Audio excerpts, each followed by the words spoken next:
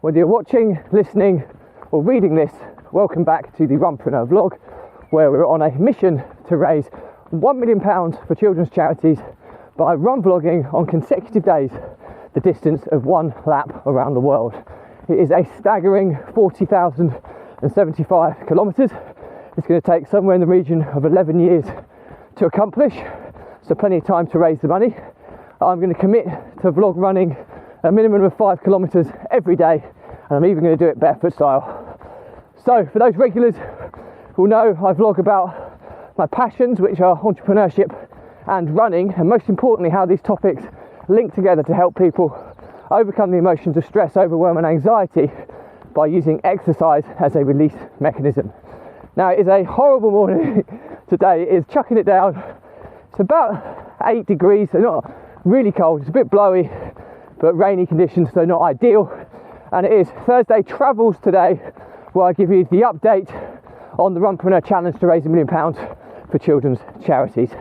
And today's topic is going to be all about Children with Cancer UK, one of the charities that we'll be raising money for. So I'll be introducing you what they do, why they do it and how they help. So as always, please give this challenge some support by subscribing and giving it a like and a share, and let's get started.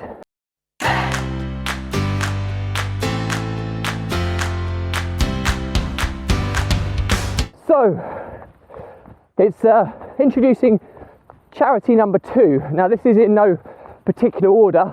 Last week we talked about Great Ormond Street Hospital charity, and today we're going to be talking about Children with Cancer UK charity. Now this charity is actually very, very close proximity to Great Ormond Street Hospital, so it seems to be an epicentre for advancements in children's health within Great Ormond Street itself. And Children with Cancer UK is a charity I've always wanted to raise money for, and I've tried to raise money for them in the past when I've done previous London marathons, but they're an extremely difficult charity to get an entry with, because they're just it's an incredibly popular charity in terms of people wanting to support it. And I think that's because you know exactly what they do. I mean, the name of the charity summarises it very poignantly: Children with Cancer UK. And cancer is horrendous for anybody, but for people that elderly people to struggle with it is bad enough. But children that haven't even had a life to suffer with a potentially fatal disease at such an early stage in their development, it's just really, really difficult to take. And anything we can do to avoid or to reduce those fatalities and ensure that enhancement in research and treatment continues on its upward trend to keep the number of treatable patients as high as feasible as possible. So I've wanted to raise money for this charity for personal reasons, which I'll come to in a minute. But firstly, what do this charity do? Well, there's kind of 3 main areas that the money that the charity raises goes towards, and one is research. And what I didn't realise until finding a little bit more out about this is that there are so many different, well, I know there are so many different types of cancer, but I didn't then realise that there are so many different types of cancers that affect adults, and then there are different strains that affect young adults, and then there are different strains that affect children. So not only are there all these horrendous, cancer types that affect different parts of your body, but there are also different strands that affect the kind of demographic you sit within, whether you're a child, a young adult or an adult. And obviously Children with Cancer UK are focusing on children and also young adults. I think young adults go up as high as teenagers, and I think possibly in certain cases they go up as high as early 20s. But this is what the charity focuses on. It's research into enhancements and improving the care for that demographic struggling with cancer-related illnesses. And they're currently funding a staggering £69 research projects at any one go. And at this moment in time, I think it's 69. And the amount of money, skill, expertise that has to go into these research projects to make even the smallest of breakthrough is such a staggeringly high amount, because with technology, with testing equipment, it all comes with a cost. But it's so vital that this life-changing research continues. So the first key area that the charity focuses on is research projects, and this is what is going to be breaking out the breakthroughs in child or young adult related cancer treatments. The second part of where your money goes to with Children's Cancer UK is to well, the third part is raising awareness, but the second part is about supporting the families with children or young adults with cancer. And it's all, I mean, I talked about this with Great Ormond Street, how they make this incredibly positive environment to keep the level of positivity, the courage and the bravery amongst the children with illnesses. And Children with Cancer UK do something similar, but for obviously the cancer related illnesses. And it's providing this, because it's often the child who can kind of, I know in obviously extreme cases it is horrendous, but quite often children are generally wired positively when they're born, and it's only through being on this planet and experiencing things in life that negativity gene kind of builds and festers. So in several cases you see children with horrendous misfortune in what they're tackling, yet they're so brave and courageous, and it's often the family members around them that struggle just as much, but are often not really considered, because obviously the child is going through the illness themselves. So Children's Cancer UK have a huge support infrastructure to help children, help the families to enable that they keep the positivity there, because that's so important. A positive mind can conquer so many things, and I'm a massive believer in that. And especially with children, giving the child a positive environment to refight this dreaded disease. And the only way they can do that is by keeping the family positive and supporting them through possibly some of the hardest experiences you'd ever face, seeing a child going through a potentially life-threatening illness. So that's number 2. Number 3 is they raise awareness of these different cancers that can affect children and young adults. And it's so important, because often understanding and being aware of these horrible diseases and types of cancers that can affect children and young adults, being aware of what they look like, what the symptoms are, that awareness side of things can be a way to kind of, often could be the difference between a treatable cancer patient and a terminally ill cancer patient. So raising awareness of people to identify the signs to get your child or young adult checked out can be so important. And raising awareness of this challenge and the scale of what we're fighting here. You know, it's a war against cancer, and it's not just Children with Cancer UK that are fighting it. There's obviously probably hundreds of different cancer charities, probably more than that, and we are winning, but incredibly slowly. And every single pound and penny that goes towards these charities will make a difference, and will give us more ammunition to fight that battle. So hugely important reasons to support the charity. The other thing, we talked about 69 research projects being undertaken at this given time. That's not including the hundreds and thousands that they've already done and completed and had the scientific evidence that have come out. And the other thing is with research, there's no given that for every one of these research projects they're going to make a massive breakthrough. Quite often it's the opposite, but you have to do these research studies to find out that this potential treatment type doesn't work. You know, it's a process of elimination in many respects when it comes to research, and that's the frustrating thing. That's why, but when you do get an advancement which is discovered, the difference that can make to so many people around the world is absolutely staggering. So it's an absolute must. There's currently somewhere in the region of 4,500, cancer diagnoses for children and young people every year, Okay, and that's a huge amount. And currently the figures suggest that 4 out of 5 of them are treatable. So 80% of those are treatable. And when I originally read that statistic, I thought, well, I hope that's quite positive, 4 out of 5. But then I looked at it from the other side. 20% of cancer patients that fall within the children or young adult category are terminally ill or are not treatable. I mean, that is just a hugely alarming statistic, and it's a scary one. And it just shows how statistics can be misinterpreted. My initial feeling was 4 out of 5. Oh, that's pretty good. 80, but then when you think 80%, well, actually, 80% of the lucky ones, there's still 20% of patients that are diagnosed with cancer that are not treatable, and that is just a horrendously alarming statistic. So, I mean, if you look at that, you're probably looking at somewhere in the region of 750 to 800 patients in that 4,500 are terminally ill, and they shouldn't be terminally ill, and there should be curable treatments that enables them to be treated and to live a full and fulfilled life.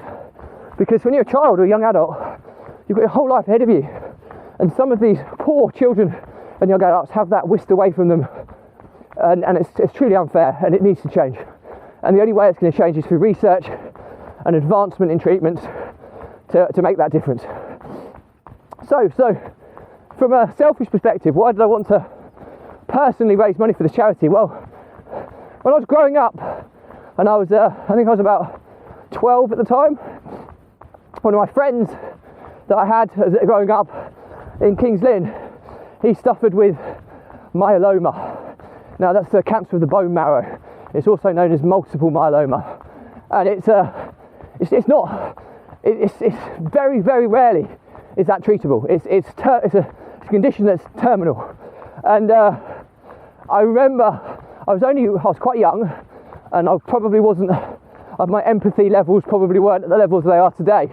But even then, I could see what that poor child went through, and I could see what his family went through, and it really just it haunts me to today to see what that young, fit, healthy child I used to play football with, used to run around with, had lots and lots of fun times with him.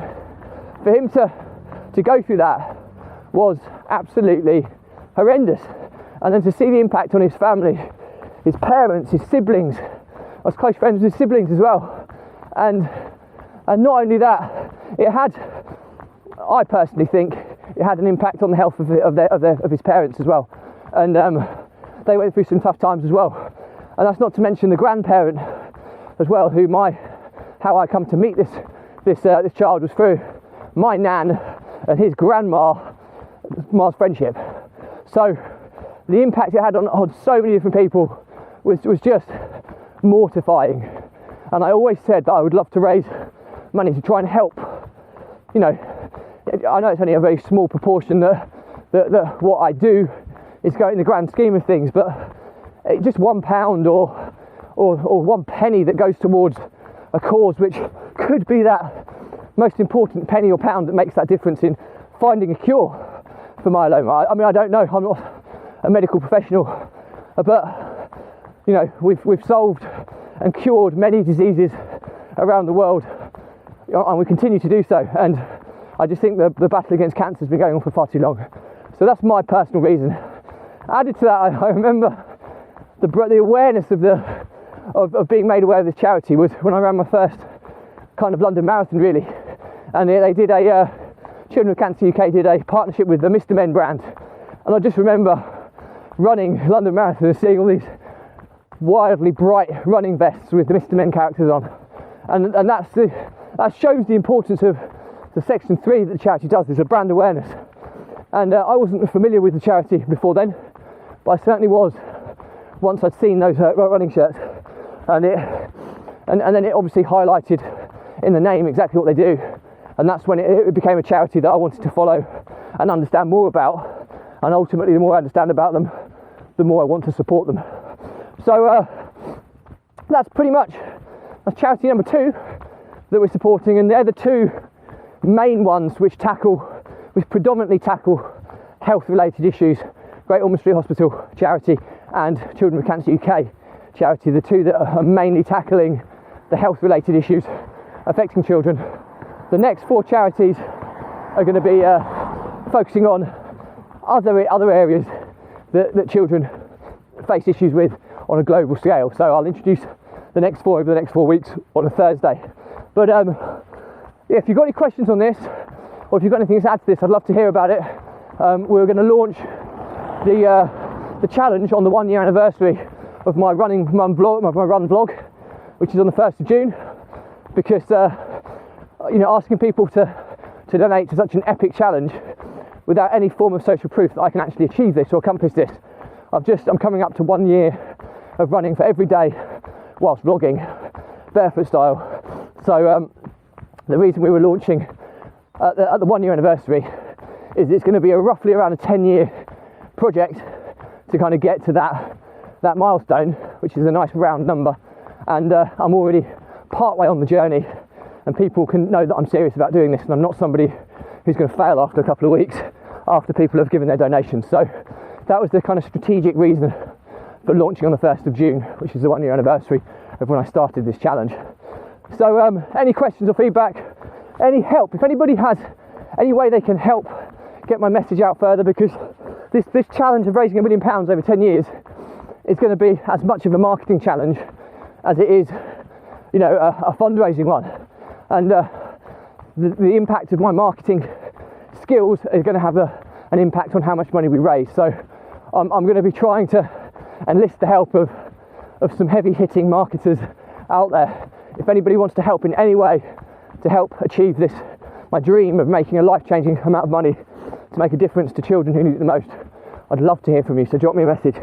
So that's pretty much all for me today. If you've got any questions, drop me a comment, I'll respond to everyone. If it's a bigger topic, I'll do a separate vlog episode and tag you in. Do check the links in my bios where you can keep up to date with the challenge, where we're up to donation wise, distance wise, etc., what we're doing, and you can also access all of my content in multiple formats. It's all catalogued nice and neatly by topic as well, so it should be easy to navigate and find relevant information. So all I have to say is that, as I previously mentioned, the content I vlog about is about entrepreneurship and running and how it links to helping people overcome the emotions of stress, overwhelm and anxiety by using exercise as a release mechanism. And we all experience those daily, weekly pressures in the form of stresses in our lives. And if we don't have a release mechanism in place, which I use run vlogging for, to kind of clear your head, process what's going on, refocus, gain clarity and move on, those pressures are just going to build up like pressure builds in a pipe without a release valve. If you don't really have this process in place in your life, those pressures are going to evolve, and before you know it, you have too many things going around your head and you'll be overwhelmed. When you get to that stage, you almost freeze, have a seizure, you procrastinate, you don't know where to start, you've got so many things that you need to deal with. And very quickly, if the pressure isn't released at that stage, then it evolves into kind of panic and anxiety, where you're flirting with the edges of mental health related issues, which clearly you want to avoid. And in the analogy I gave you, the pressure builds in the pipe will burst, and you will have a mental breakdown, which clearly you want to avoid. Now, I've been there, not quite to mental breakdown, but I have lost multiple businesses because of these reasons.